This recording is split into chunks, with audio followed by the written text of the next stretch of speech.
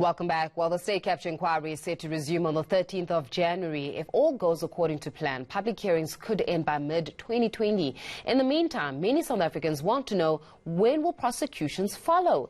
That task lies with the National Prosecuting Authority, among others. Here's Aaron Bates. In this three-part report, I review some highlights from 2019 hearings at the State Capture Inquiry. With around 161 days of proceedings, it's near impossible to do the year's hearings justice. Instead, here are some key moments. Sorry. Former President Jacob Zuma was easily the year's most prominent witness. He was scheduled to appear thrice in 2019. Zuma testified over 5 days in July. Well, I know nothing about this matter. No, I've got no idea what's happening here. Well, it's difficult to have a comment because I don't know why even that statement was made. What Ms. Mentor testified to was that a member of the Gupta family offered a ministerial position in exchange for favouring the commercial interests of the Guptas. That offer, insofar as it was an offer, was made with the knowledge and approval of yourself. No, I had no interaction with this witness. Nothing. In February, Mentor's version was dealt a crushing blow. Did you find any of the fishers in the house? No, Chair, we could not. Not even one? Not even one. Maybe we sometimes make, in our recollections, we make mistakes. Yeah. In March, a witness said she had no memory of Mentor discussing the alleged offer. She's my sister, she's my comrade, she's my neighbor, she was my neighbor at that time, but I just don't recall. It's important because it's an aspect of the terms of reference. I know a lot about spies. Months later, Zuma addressed supporters outside the venue. Those three organizations that said Zuma must be dealt with, there are people who are deployed by those organizations who have been behind the campaign to get rid of Zuma. We knew about it was in 1990 when the three intelligence organizations said we must remove Zuma from the ANC leadership. That week was the last the Commission saw of Zuma in 2019.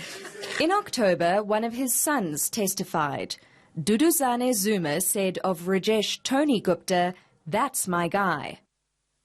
I'm looked at as a criminal. I'm looked at as this face of corruption. This guy that's plundered trillions out of this country, which is not the case, by the way. So I'd just like to say to the public out there, I'm not corrupt. I'm not taking any money from anybody. I never have, and I never will. Fana Hlongwane backed the younger Zuma's version of a meeting in 2015. When former Deputy Finance Minister Mcebisi Jonas testified, he said he did not know where the then President's son was taking him. In Saxonwold, claims Jonas, a Gupta brother offered him the Finance Minister post. He didn't ask about the venue. You took him to the Gupta residence.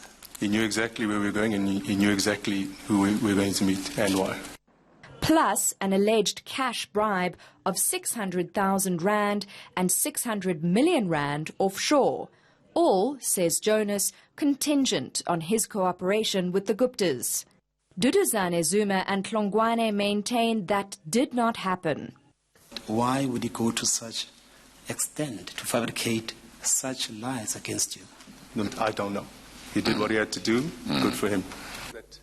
Former State Security Head Gibson Njenje placed RJ Gupta in Zuma's office at the official presidential residence Mahlamba Ndlovu while Zuma was off-site. Did you get to understand why the meeting was held at the president's residence when the president was not there? It was a manner of of showing how powerful they are. At least no one sat on the president's chair. No one sat on the president's chair? No, we sat on the couches. Okay. By 2011, 3 spy bosses saw the Guptas as a possible national security threat. Njenje's deputy Mo Sheikh described how then State Security Minister Siyabonga Cwele resisted an investigation into the family. When that failed, they approached Zuma. You can see nothing wrong. There is nothing wrong here, and that we should accept that there's nothing wrong. So the facts did not matter. The Commission honed in on what has become known as Guptagate. In 2013, a private jet of Gupta wedding guests landed at Waterkloof Air Force Base. I knew nothing about it. Ben Martin said the Guptas considered OR Tambo for the landing and claimed Rajesh Tony Gupta wanted to pull rank when refused. His reaction was that, are you really denying the guests of the president and the friends of the president the opportunity to have this welcoming ceremony there? Ultimately, the plane landed at Waterkloof. Former head of state protocol Bruce Koloane was caught out in this audio. Yeah, no, I was called by the Minister of Transport, Minister Ben Martin, yes, into a meeting wherein he indicated that he had been given instructions by the president to assist these people with this thing. So we explored first the option of landing at Waterkloof. I did not give anyone instructions to allow the landing. I would like to admit that indeed I did what has now become popularly known as name dropping. I knew nothing about it. After the scandal, Koloane underwent a disciplinary process. Then he was promoted to South Africa's ambassador to the Netherlands. It is the prerogative of the head of state to say yes or no. What did the president know about Mr. Koloane's role in the Waterkloof landing before he approved his appointment himself? Part 2 of this retrospective considers further damning allegations witnesses levelled in 2019. They include claims laundered money from a Northwest scam went to the ANC's 104th celebration, and allegations against journalists. All this and more still to come.